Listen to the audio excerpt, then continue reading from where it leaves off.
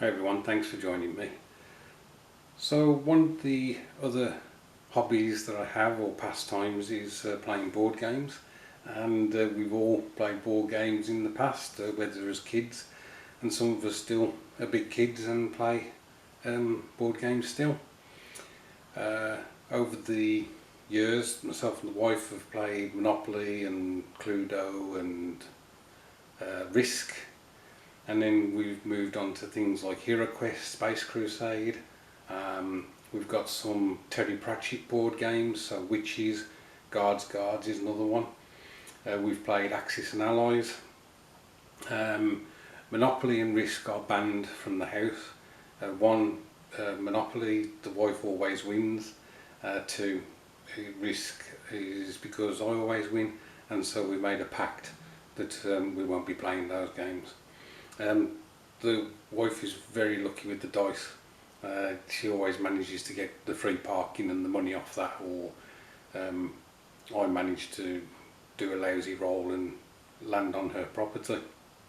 But it's been a while since we played a board game, and I have missed the evenings where we can just do that rather than watching the box. So I saw this recently and decided that I would buy it. It's not cheap. I think the recommended retail price for this for this game was £100. I managed to get it for 80. And basically, what you do is you use an app on your phone or PC or tab, and that acts as the games master, and you generate a map as you go through the story. Now, I quite like that idea that we could play a cooperative game. That's what the point of this is, to play cooperative, whatever. In a team of 1 to 5 players, you can play this solo. And as I say, you've got to try and defeat the bad guy or find the item that you're looking for, and so on. So I'll just show you some of the items from this box. So as I mentioned, you basically start the game on the app, and it will tell you to put a tile down, and these are all numbered, so it tells you put number 205B down, and you do that, and then it'll say perhaps put 200B down as well. And then the heroes, let me just get some figures. So there's our two heroes. It tells you where their starting point is. Joss has chosen to be Aragorn, and I'm Legolas. And what you can do through the action phase is you can either move, attack, or interact. Let me just get a token so you can see what the interact is like. So you've got a token there and another one there we'll put. And so what you do is you can do two actions. So you can move 2 spaces and then attack or interact, or if you've got something to interact on your space already, you can interact with that. And sometimes you may interact with it twice because you understand what you've got to do after the first attempt, and if the token isn't removed, then you can attempt again. So when you move around the board and interact with stuff, you basically have to do tests, and each character has a board and it tells you what your stats are.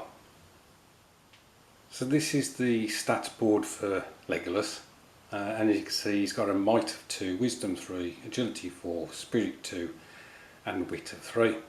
And so when you interact, the app will tell you that you've got to test, I don't know, say against your wit, and you have a deck of cards that you deal out 3, and these cards are either marked with successes, marked with nothing at all, or marked with a possible success if you use inspiration, which is that leaf design up there.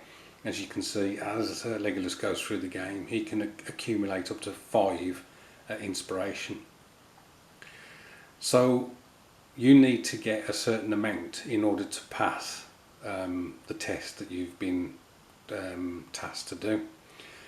So for instance, it might say a width of 2, so you deal yourself 3 cards and hopefully you can get 2 successes by either having an actual success or converting inspiration into successes on those cards.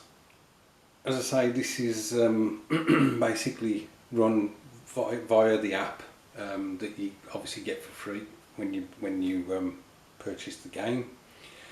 And I have to say that we are thoroughly enjoying it. It is great fun.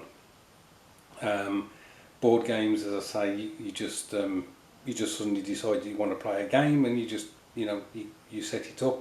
Unlike wargaming, where you have to get all the terrain out and everything.